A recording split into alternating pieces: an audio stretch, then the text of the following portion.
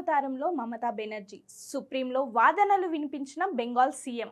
పశ్చిమ బెంగాల్ సీఎం మమతా బెనర్జీ సుప్రీంకోర్టులో కనిపించడం దేశ రాజకీయాల్లో హాట్ టాపిక్గా మారింది.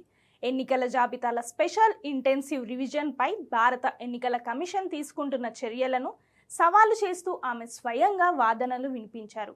శిక్షణ పొందిన న్యాయవాదిగా సుప్రీంకోర్టులో వ్యక్తిగతంగా వాదించిన తొలి స్టీమింగ్ సీఎం కావడం విశేషం. ఈ ప్రక్రియ ద్వారా బెంగాల్ ప్రజలపై అన్యాయం జరుగుతోందని, భారీగా ఓటర్ల పేర్లు తొలగిస్తున్నారని, జీవించి ఉన్న వారిని మృతులుగా చూపిస్తున్నారని మమత ఆరోపించారు. ఎన్నికల కమిషన్ను వాట్సాప్ కమిషన్గా అభివర్ణిస్తూ అనధికారిక ఆదేశాలతో వ్యవహరిస్తోందని విమర్శించారు. బీజేపీ పాలిత రాష్ట్రాల్లో ఇలాంటి రివిజన్ ఎందుకు జరగలేదని ప్రశ్నించారు. ఈ అంశంపై చీఫ్ జస్టిస్ సూర్యకాంత్ నేతృత్వంలోని ధర్మాసనం స్పందిస్తూ ఈసీఐకి నోటీసులు జారీ చేసి వివరణ కోరింది. ప్రజాస్వామ్యం, ఓటర్ల హక్కులపై ఈ కేసు దేశవ్యాప్తంగా ఆసక్తిని రేకెత్తిస్తోంది.